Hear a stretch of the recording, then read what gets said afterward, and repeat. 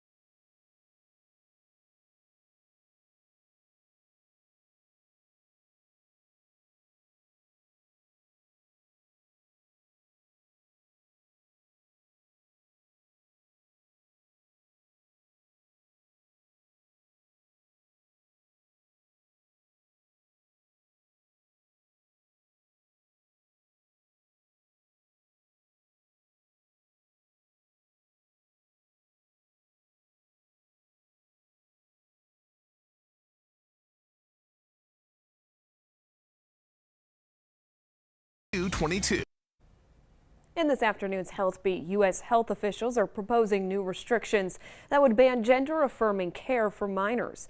Health and Human Services Secretary Robert F. Kennedy Jr. announced the proposed rules yesterday, which include prohibiting federal Medicaid dollars from funding gender-affirming care for children. Pediatric organizations have criticized the proposals as harmful. The rules are not final and still must go through a lengthy rulemaking process to become permanent.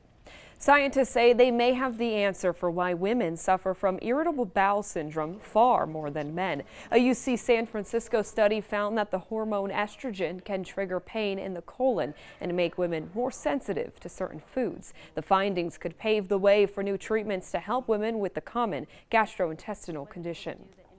The Powerball jackpot is in record territory once again. That tops our Consumer Report. The top prize has climbed to an estimated $1.5 billion for tomorrow night's drawing. That's the fifth largest in the game's history. The estimated cash value is now more than $686 million. Instacart has reached a $60 million settlement with the Federal Trade Commission over allegations the company engaged in deceptive marketing and billing practices. The FTC says the shopping and delivery service have agreed to refund impacted customers. In a statement, Instacart said it flatly denies allegations of wrongdoing, adding the settlement allows the company to move forward. TikTok is here to stay. The popular app signed a deal with investigators to keep operating in the U.S. Congress passed a law requiring TikTok to divest from its Chinese parent company ByteDance or face a nationwide ban. President Trump repeatedly extended the deadline for TikTok to find a buyer. 2822 News will be right back with a final look at your forecast this Friday.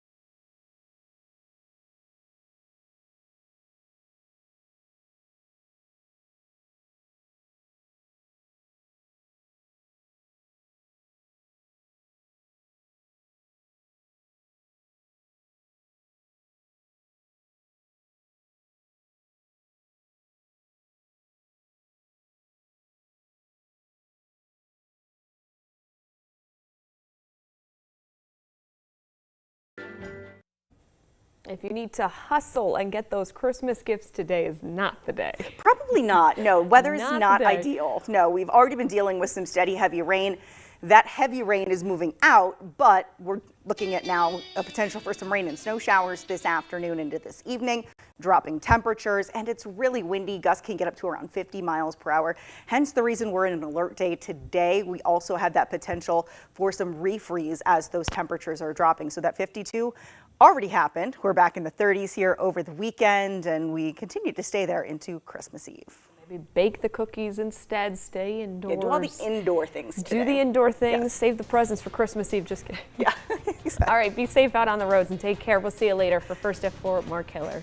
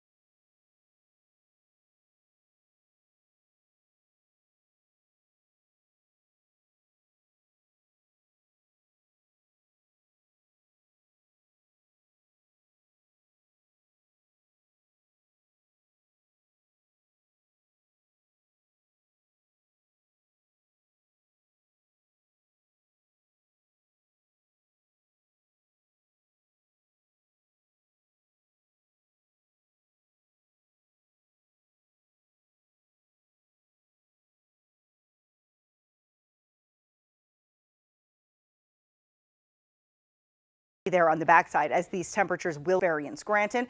41 Montrose, 48 Williamsport, now 41 into Pottsville. We're still up from yesterday at this time. Not as big as a difference as what we had seen this morning, but now we're going to be seeing these numbers dropping below because it is about to get much colder this afternoon. I'll let you know how chilly it'll get coming up in just a few. Okay, we'll see you soon. Valerie, thank you.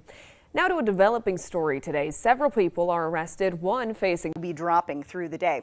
In Wilkes-Barre, we are picking up more clouds than anything. Did have some rain a little earlier. Right now, we are in the mid-40s. charges after shots were fired near a school in Luzerne County. Kingston police say 19-year-old Xavier Smazanik has been charged after shooting off rounds near the Wyoming Valley West Middle School early this morning. Police say no one was injured.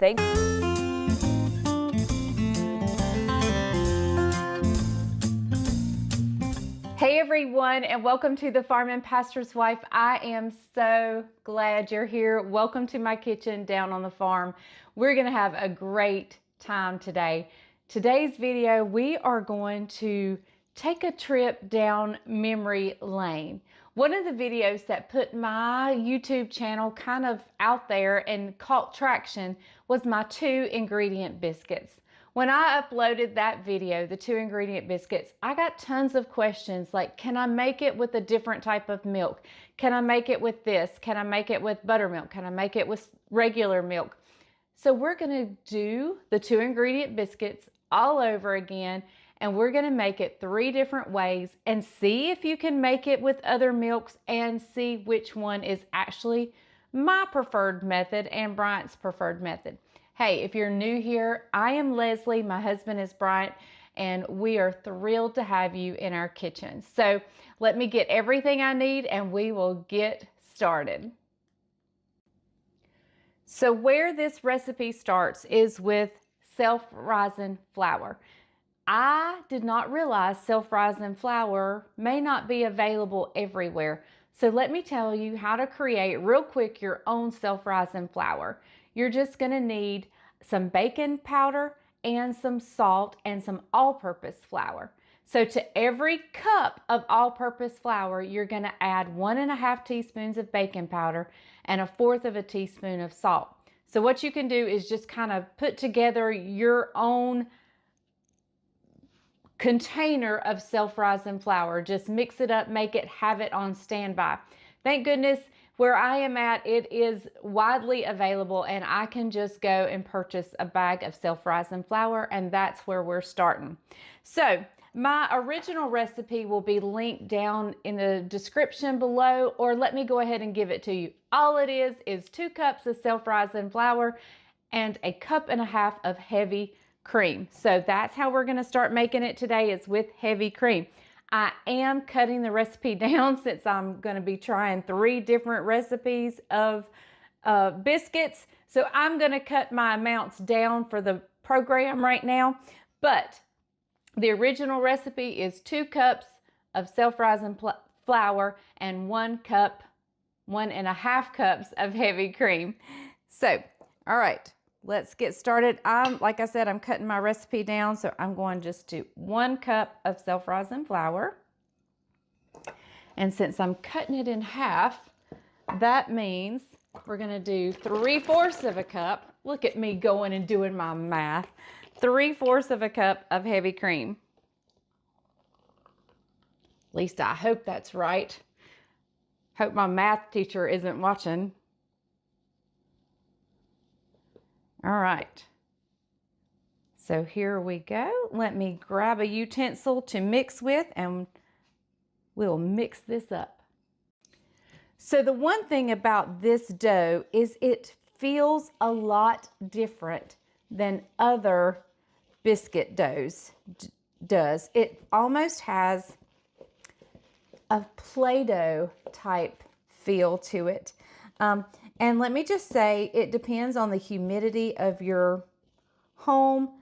You may have to add a little bit more flour, but I usually do that as I'm kind of kneading it together and folding it over. So this, like I said, this dough has a kind of a unique texture. So I'll show you the biscuits when I get them cut out. So I'm just going to put a little self-rising flour on my board here. And we're going to take this dough, which is a little bit wetter than what I would like. And you always start with impeccably clean hands and surfaces that you're going to be working on.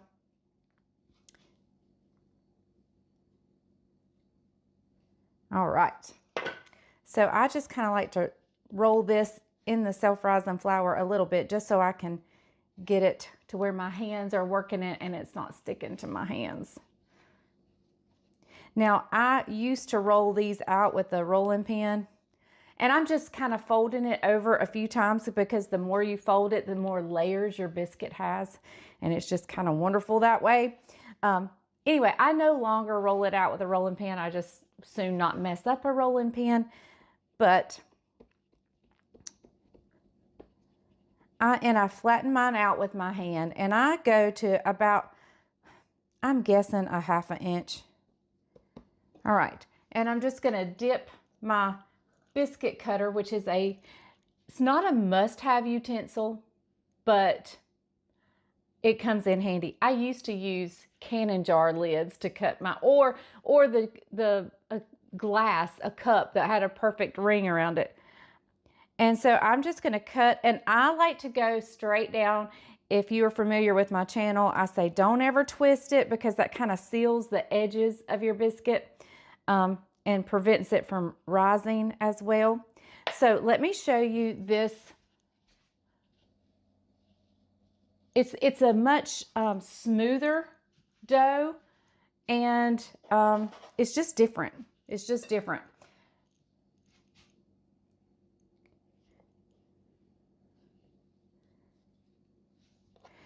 And I like to put my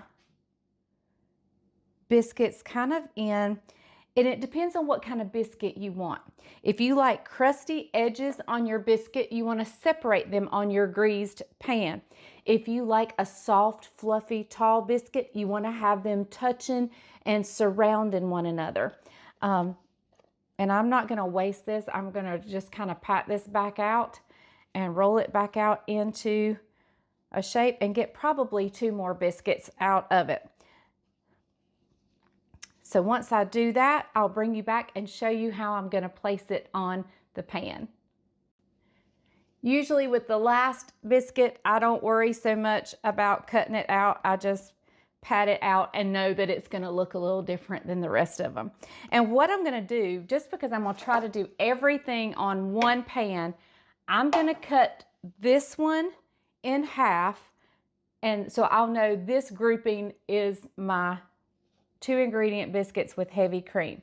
So we're just going to take our pan here, and I'm going to place them up against one another as much as I can.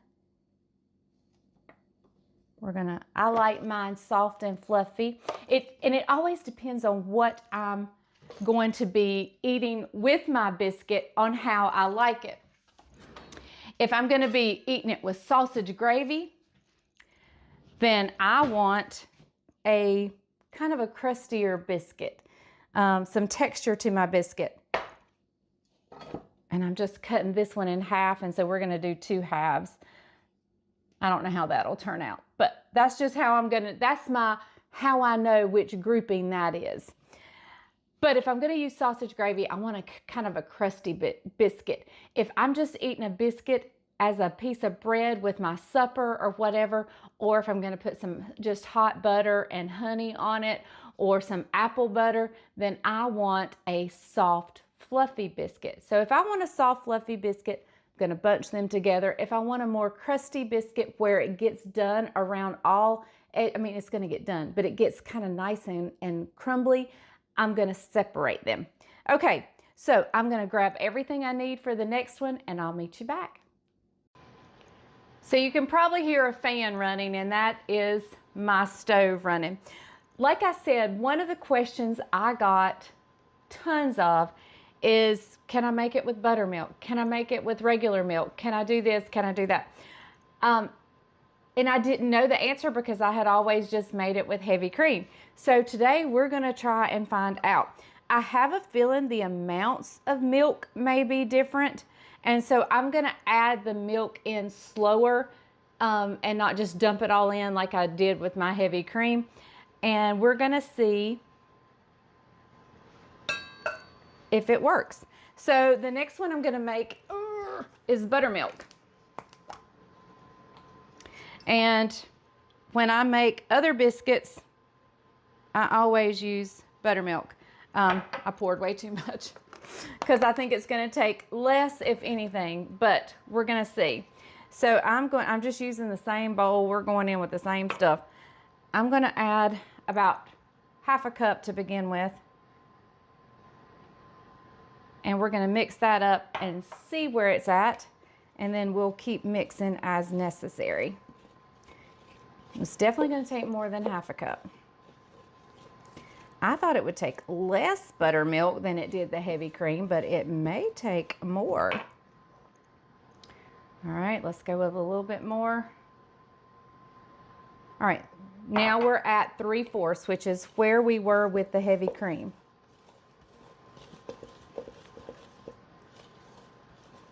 And I am just mixing this around the bowl, and if you do like I did and just added too much, it's okay. We can add in some self-rising flour. I got this way too wet. So I'm gonna add a little bit of self-rising flour. You can add it on the board as you mix, but I'd rather add it in here because if I add too much self-rising flour, I can always add a little bit more buttermilk. And I think I just added a perfect amount right there, or at least perfect enough for me to get it. Well, let me add a little bit more. That was probably a couple of tablespoons, and I'm going to add a couple more. And with bread making, it is very, it changes depending on, believe it or not, the weather, the humidity in your house. It makes a difference when you're making bread. So let's get our dough out.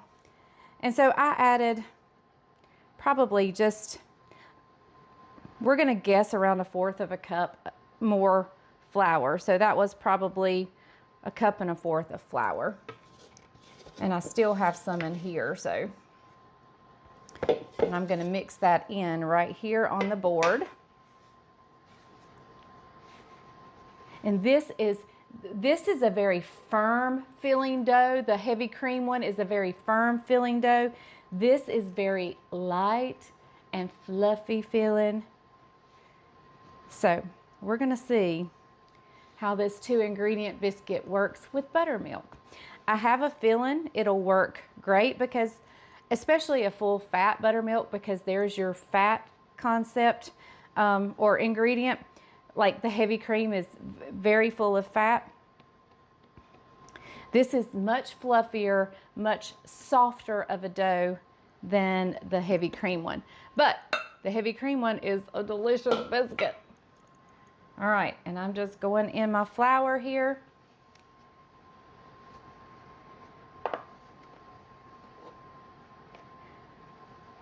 Look how fluffy that is. We might get into this and prefer the buttermilk one. I did not roll these out probably quite as, I like to roll mine, or not, I say roll mine, but I don't roll it anymore, but pat it down to about, and if your dough starts to stick on the bottom, just take you a scraper, a knife, a pastry scraper, and just, you know, sprinkle a little more flour on your board. And like I said, I just keep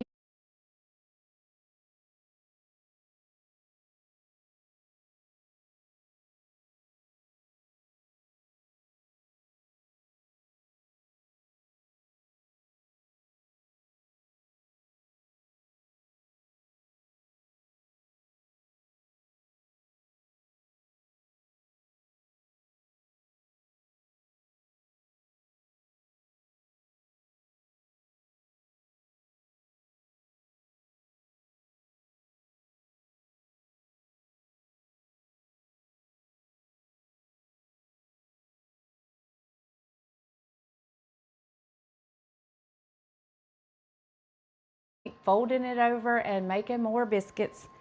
So it looks like we're going to get about the same amount. And I'm going to, so we have a good idea, I'm going to butt them up together much like I did the other ones. And we'll know the ones in the middle are the buttermilk. And then we'll do, I always refer to whole milk as sweet milk. Do you guys refer to it as sweet milk? My husband said, well, the first time he heard me say that, he was like, what is sweet milk? And he's, you know, we're not from very different places. I was like, what do you mean, what is sweet milk? Sweet milk is sweet milk. All right, I'm gonna have to slide these over so we can get everything on one pan because I want to bake them at the same time. So here with the ones in half is my heavy cream. Here is the ones with buttermilk. Let me bring it over there to you so you can see the difference. Here is our heavy cream, much denser, heavier. These are very soft and very fluffy. And you probably don't know that unless you're feeling it. So, okay, let me grab everything I need for the next batch and then we'll be going in the oven. So we have one more biscuit to go and that is with whole milk. Well, it's with regular milk. This is actually 2%. And so we are going in with 2% milk. I have a cup of self-rising flour, but let's recap before we go any further. The heavy cream biscuit was 1 cup of self-rising flour and I used 3/4 cup of heavy cream. The other one, I used a little bit more than a cup of self-rising flour and 3/4 cup of buttermilk. So I would say it was probably 1 1/4 cups of flour, but start with the cup and add if you need to. All right, so in here I have my cup of flour, self-rising flour, and I'm gonna start with 1/2 cup of milk and we'll stir and see where we are.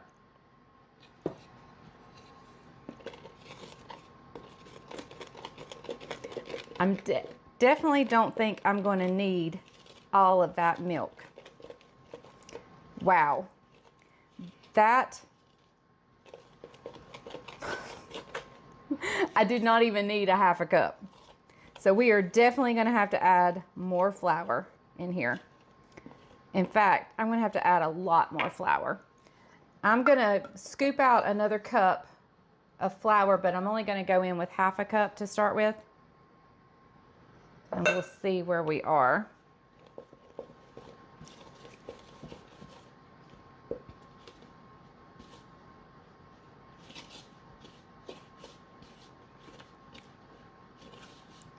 Okay, there we go.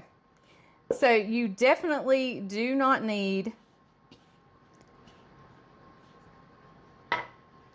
much regular milk. So let me get the camera over here and show you what the actual dough is supposed to look like. What you want is a nice shaggy looking dough, much like this. See how kind of shaggy it is? And when we start folding it and putting it together, it's going to come together. But there, it's very moist inside, you can see, but we're going to kind of mix it out here on the board. And so that's all going to come together. But this is kind of what you want your dough to look like before you start not really kneading it, because we're not kneading it. We're just kind of folding it over and cutting it out. Okay, so I have my dough out here on the board, and I would say it's going to be kind of a mixture of the two other textures. It doesn't feel quite as soft and fluffy as the buttermilk biscuit, but not quite as smooth as the heavy cream one is. So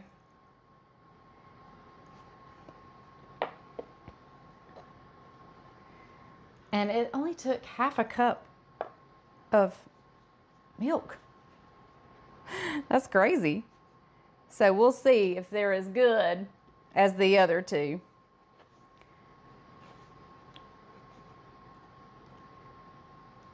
And it doesn't look like it's gonna, it doesn't look like they're gonna be as pretty. And believe it or not, even though I added a lot more flour, it doesn't feel like it's gonna be, it's not gonna make as many biscuits.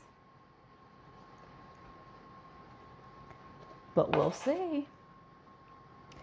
No, I'm only gonna get 3 cut out ones and 1 hand patted. So that's how we'll know it's the milk one, is I only got 4 out of it. And I kind of want to fold this over just to make it a little smoother on top. Like I said, these don't feel quite as pretty. All right, let's slide this out of the way.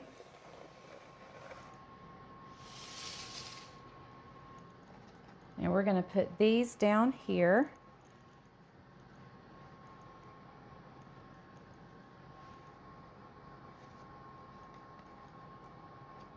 Okay. So here we have our regular milk, our buttermilk, and our heavy cream. So my oven is preheating to 450. I'm going in at 450. Pretty hot, I know. Usually I'm at 400, but today we're going in at 450. So let me grab, I'm going to get just a little dab of buttermilk. I like to top the tops with a little bit of buttermilk. Sometimes I do that, sometimes I don't. But let me grab that and I'll be right back. This does not count as one of the ingredients, by the way. This just, because it's not necessary, this just kind of gives it a pretty little sheen on top. Now I'm going to get some butter out and soften up some butter. Bryant, my husband, is at the farm, and I'm going to call him home to come have a little snack and a little taste test with me, and we'll determine out of these which ones we like the best. All right, so it's going in a 450-degree oven just as soon as it gets preheated completely, and I'm going to let it go. I'll check it at the 10-minute mark, but it could be anywhere between 10 minutes and 15. You just don't want it to burn. Don't burn your biscuits. You can't burn your biscuits. Biscuits are too good to burn. So we will be back. I'm gonna get these in the oven. I'm gonna get my mess cleaned up, and I'll meet you back. Well, I believe I'm going to get them out of the oven real quick and we're going to take a look.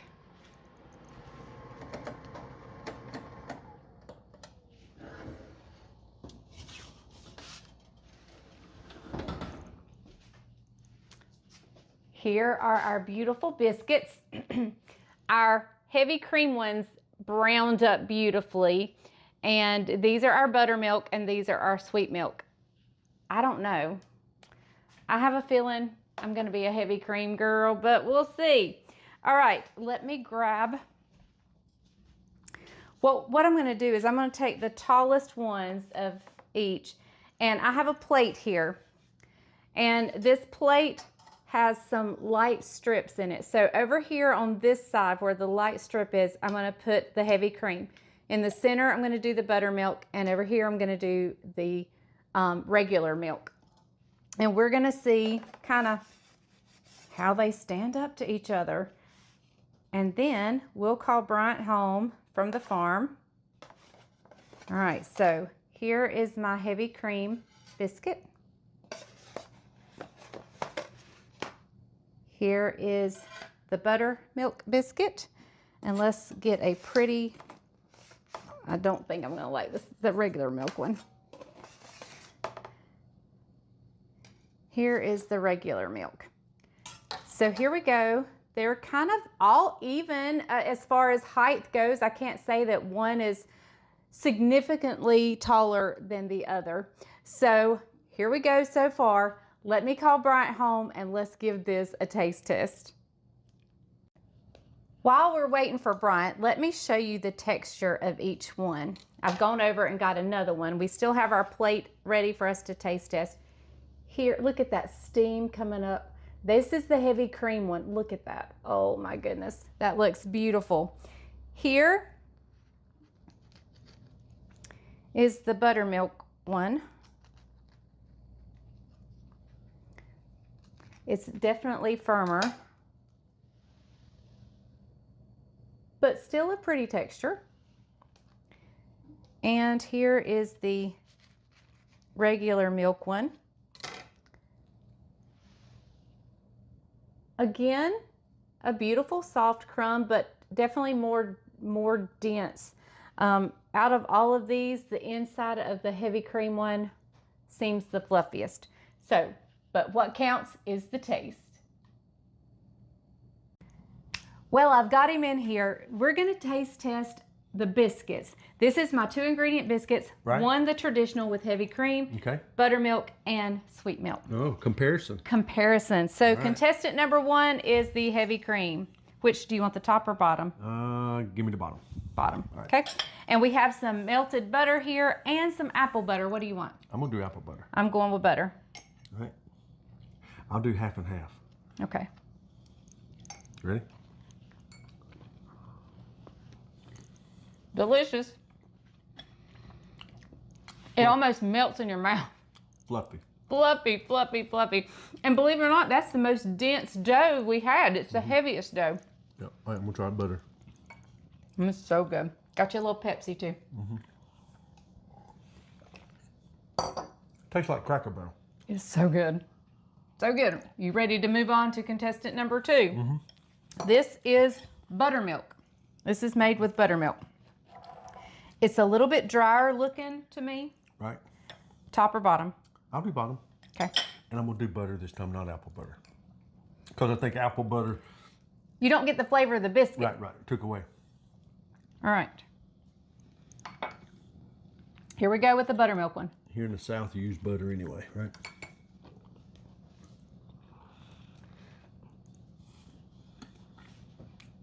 The flavor's great. Delicious. A A little bit crustier, little firmer. firmer dough on the, especially the outside. The inside's still pretty fluffy. Not bad with buttermilk. Nope, not at all. Not bad. All right. Are we moving on? I need a drink too. Excuse me. This one, next one looks the driest to me of all of them. It does. But it only took half the amount of milk to make the dough. You can just tell by the exterior. It Yeah. looks a little drier. And like I said, it only took half the milk. But it looks like the rise is more. Well, I showed them. It looked like they were all about equal. Okay. The crumb inside is definitely firmer. I don't think I'm gonna like this one. Okay. But I have a preconceived idea, so let me wait for the taste test. There you go. Thank you.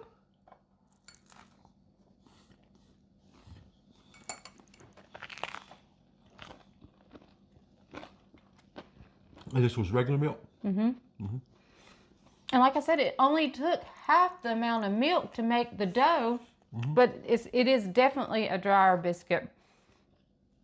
It's the one I like the least. It's not a bad biscuit. It would be great with gravy. Yes. Smother this with some sausage gravy. Yeah. Yeah. Be delicious. Yes.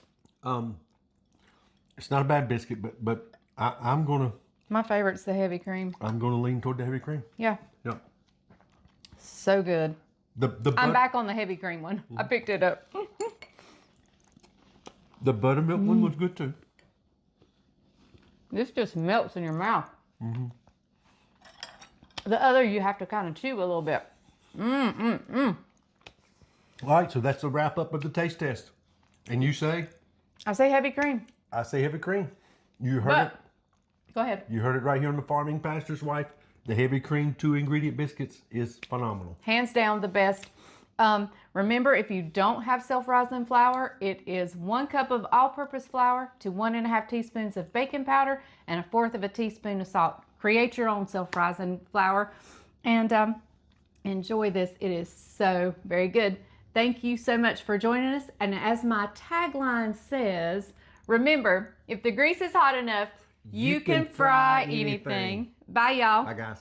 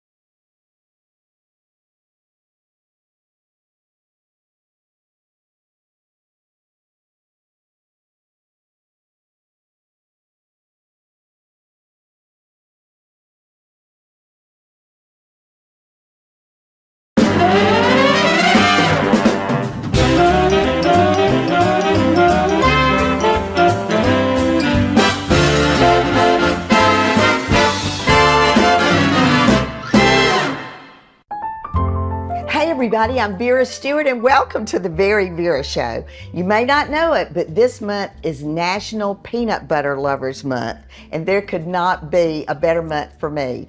If you don't know me very well, then you don't know that my favorite food is peanut butter. I've been asked so many times, if you were on a desert island, what food would you want? And I'm going to say peanut butter. So these recipes today are just right up my alley. One of the things that's so great about peanut butter is it gives you so much energy. It's loaded with protein, potassium, magnesium, and you know, people will say, you have so much energy. Well, maybe it's because I start every single day with peanut butter. All right, so we're doing 4 recipes today. We're gonna start with a peanut butter pound cake that's actually from my first cookbook. We're gonna do the sesame chicken strips with a peanut butter sauce, a southern chopped salad with a peanut butter dressing, and then finally a peanut butter energy bite. All right, so the peanut butter pound cake was our cake of the month in the summer because it was something that the kids would love as a snack when they're out of school, so it was extremely popular. So one of the things that I wanted to do was to give you more information about why I love baking so much. So the cake, the pound cake especially, I say is a gift of love. And even though you may think that you're presenting somebody a present, for me, it's that you gotta love it because it takes a while to make it, but it is so worth it. So let me tell you how I've gotten to this point. So I put my room temperature butter my sugar and my peanut butter in the bowl of the mixer, and it beats for 20 minutes. And you think that's a typo, there's no way that you do that for 20 minutes. But I've had so many people say to me, I've made your pound cake recipes and now I know why my pound cake never rose or flopped or whatever. It's because that is very important to the process. Then you're going to add in your eggs one at a time. And another tip I say is always have your eggs cracked into your Pyrex measuring cup. You can easily pour one egg yolk out at a time. Once that's incorporated, you want to let it mix again for 5 minutes. The next step is your cream and your flour. So you've got wet and dry. I've added my vanilla extract to my cream, just got that stirred around, and then I put my salt into my flour, just mix that together with a fork. So when you do those steps, you want to do dry first and end with wet. All right, so now I've got all of that finished, and I'm going to turn the mixer back on, and I've got my peanut butter chips. And most of the time in a recipe, I will tell you to fold that in. But this time I'm telling you to use the mixer to do it because it's just important that that is incorporated really well into the batter. And speaking of the batter, let me go back to that for just a minute. The recipe will always say scrape the sides, but it doesn't mention the bottom of the bowl. And it's so important that you go all the way to the bottom because sometimes that sugar may not incorporate as well, so you want to do that. All right, once this is incorporated, and this is where I really go back to my mother and my grandmother in the kitchen, because let me assure you that they got every bit of this batter off the beaters. And I was always hoping there'd be a little bit for me to lick at the end. So I've got a 12-cup bundt pan, and this is not your ordinary bundt pan. Just look at this thing. Is it well used or not? So for those of you that are new to the Very Vera Show, I was in the mail order cake business for almost 25 years. So all of the cakes and casseroles that are in our first cookbook were part of my mail order company. So many people used to order this, but they didn't know how to make it. And so now you can become part of the Very Vera family by making the recipes that people used to order for years online. So this is one of the cake pans that I saved from that part of my business. And it's so well seasoned that you almost don't even have to spray it. But I certainly suggest that you use a floured baking spray and spray the pan really well when you get ready to use it. I've also preheated my oven to 325 degrees and it's ready for this to go in. So this is a heavy bowl. This is one of the reasons I go to the gym, so I can hold these big old heavy bowls and get them in the oven. All right, so just take your time and spooning it about because you can go back around with your spatula. All right, so once you get all the batter in, you just want to take that spatula and kind of move it around. And you see you've got about an inch to a half at the top of the pan, which is basically what you're looking for. Most of our pound cake recipes are the same on this. So then once you've smoothed the batter, you want to hit it on the counter about 3 times. And now I'll get it into that oven.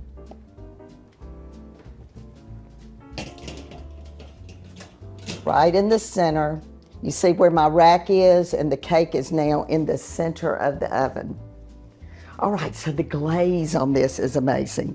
So I've got my sugar and water in the pan, and I'm just gonna heat that until the sugar is dissolved. And on my induction cooktop, it really works well because I can have that kind of simmering a little bit as I'm finishing the cake, because that temperature really maintains itself very well. All right, so that looks really good. So now I'm gonna add in my peanut butter, National Peanut Butter Lovers Month, and we're gonna turn the heat up to about a medium, and then this will cook for 2 to 3 minutes. All right, so that looks just right. It's really combined very well, and it's cooled now for just a minute. And I didn't even have to take it off the heat because my induction cooktop, the minute you turn it off, it's off. All right, so now we're gonna add in the flavorings. I've got vanilla, and butter flavoring. And stir that together. Then this is going to go on top of the cooled cake, and it's going to set up and get all nice and crunchy. All right, so why do I eat peanut butter every day? So I can have the energy to do this show and bring these great recipes to all of you. So up next are sesame chicken strips with a peanut butter sauce. Come back.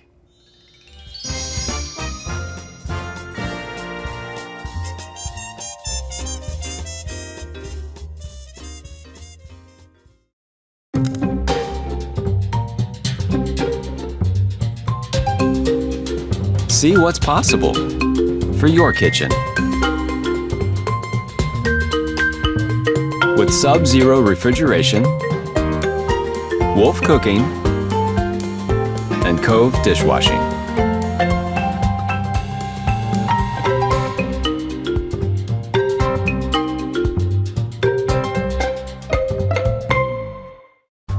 Every spring, thousands of patrons gather in Augusta for the golf event of the year.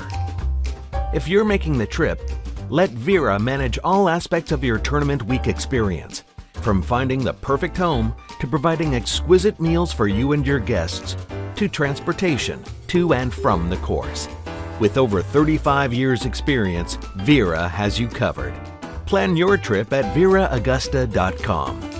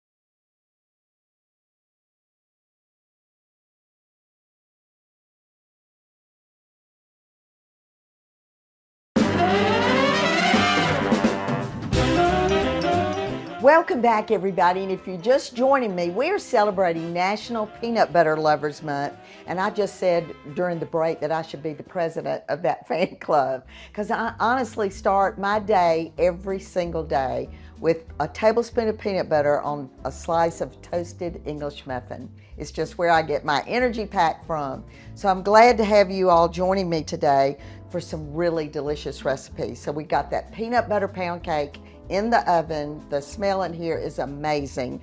So I can't wait for you to try that recipe as well. And as always, our recipes are on our website at veryvera.com. All right, so the Georgia Peanut Commission has been such a great partner to us for many years, and we actually started with them on a peanut farm. I got in the tractor, I saw how they till them up, so I learned a lot, and we still actually show and re-shows a lot, and you can also watch it on YouTube. All right, so we had a little bit to do in advance for these sesame chicken strips. So I got my pan prepared, put a piece of parchment in it, and then I sprayed the top of the rack so that the chicken won't stick when we put it in the oven.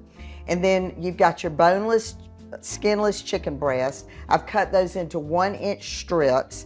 The recipe calls for about 2.5 pounds of chicken, but you can make as much or as little as you want. So I've got my mayonnaise here. I'm gonna add to that yellow mustard, and I don't even season the chicken. It's just ready to go, just like it is. All right, and then the onion. So we're gonna mix that together. And I love to use these little pie dishes for this because you can spread it out and you can roll the chicken in it. All right, so now to my Ritz crackers that have been crushed, I'm going to add in my sesame seeds. All right, so the rule is always wet and dry. So we're going to take a chicken strip. We're going to roll it into the mayonnaise mixture. And you know, this also makes this chicken very tender because it's almost like a brine. Now we're going to roll it into the dry.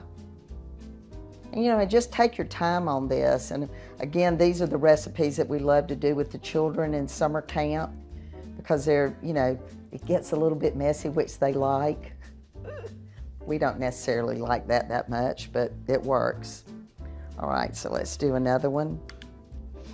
And then in terms of what you can do in advance, you know, you could get this part done and not bake it yet and have it ready to go, you know, when if you want to serve it like warm, but these are great at room temperature as well.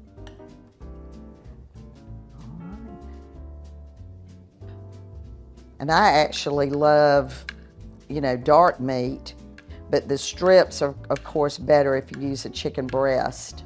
And there are other things that you could use to coat it in as well. You could use panko breadcrumbs, lots of different ways that you could make this your own recipe. Now you don't want to, if you have any of this mayonnaise mixture left, you don't want to reuse that because you have put raw chicken in it. So you would want to start over again on both of these things if you had any left over. All right, so these are going to go into a 425-degree oven for about 15 to 18 minutes, depending. So this is Georgia Grinders peanut butter that I already have in my saucepan. And then we're going to add all of these other ingredients to that. We've got heavy cream. And this is one of those sauces that you may have other things that you might want to make this sauce to go with. Once you've tried it with the chicken, you could use it with other things as well. And then this is corn syrup. And I like to use a whisk for this just because there's a lot of thickness in some of these ingredients. Light brown sugar and vanilla extract. All right, so this is just going to heat through and get done. And when we come back from the break, one of my favorite recipes out of our second cookbook, Occasions, is the Southern Chopped Salad. So we're going to get started on that and do a twist on a dressing that I've been using for years. So come back with us in just a few minutes.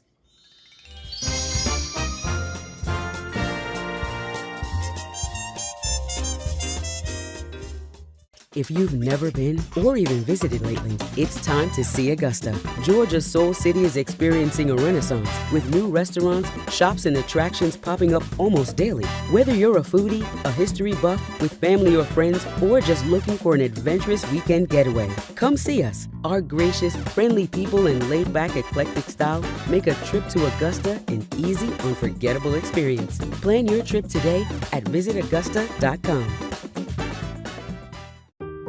When I was a girl, I didn't understand my mother's traditions.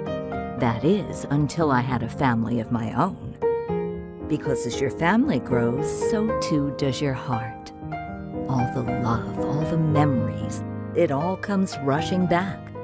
Our granddaughter asked why we use china every time she's over, and I told her what my mother told me. Traditions get better with time. Replacements.com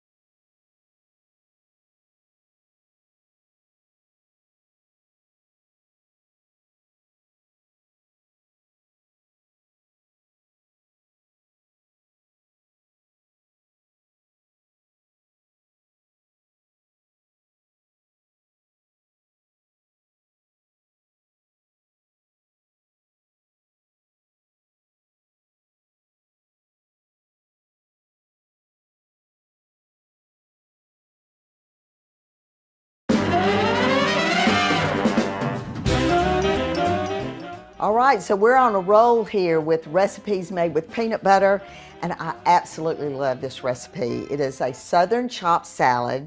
It's in our second cookbook, Occasions, and it is just so colorful. I mean, look at all these ingredients. I mean, everything at the kitchen sink is in this salad today, but the dressing is the star of the show because it just has that punch of peanut butter, so I really love it.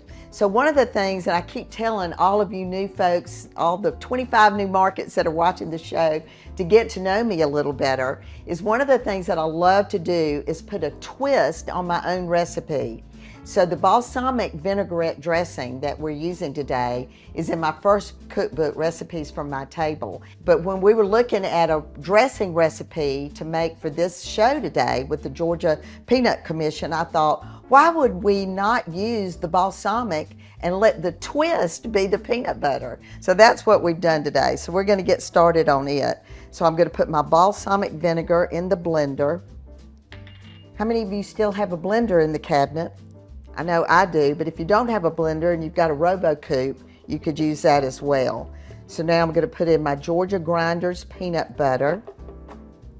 I've got mayonnaise. All the good stuff is going in this dressing today. And the nice thing about this is if you make it and like it, you can make a lot because it's going to last in the refrigerator for quite a while. This is water. I've got fresh garlic.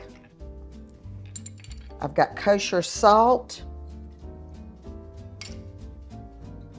dark brown sugar, and some Dijon mustard. All right, so we're going to put this on the blender, put the lid on, and now we're just going to pulse it. All right, so we're just going to pulse that. And then the next ingredients you pour in slowly. And one of the things I love about my Wolf blender is there's a hole in the top. So when I'm doing something like this where I want to go slow, it's just going right through this top into the mixer. So that's the oil, and now the pepper. All right, so that's good to go, and this can go directly into a cruet or a pretty pitcher that you might have. So now we're going to get started on the salad. So my favorite green is arugula, but one of the things that people really love are these mixed greens. So you've got all kinds of stuff in here. It's beautiful. And so I prefer, when I serve it at my house, I know everybody loves this dressing, so I'll go ahead and toss it with the dressing on there. But you can have the dressing on the side and in the container that I said, and we'll talk about that a little bit more in presentation. But just look at these ingredients. So this is the Cosmic Crisp apple. If you're not familiar with it, needless to say, we have not put lemon juice on this, and look at the color of those apples. They do not turn brown. It's like a cross between a Fuji and a Granny Smith. So it's got a little bit of tartness and sweetness. Now I'm going to put my peanuts in. I've got craisins. So just look at the colors. Look what's happening here. Shoe peg corn, have you ever heard of such a thing? So you can do either the frozen or the canned. Or if it's in the dead of summer and you can cut it off the cob after you've run it through the microwave for a minute, that's really good too. Fresh green beans that have been blanched, and look at that bright green color coming out. Now we've got Gruyere cheese.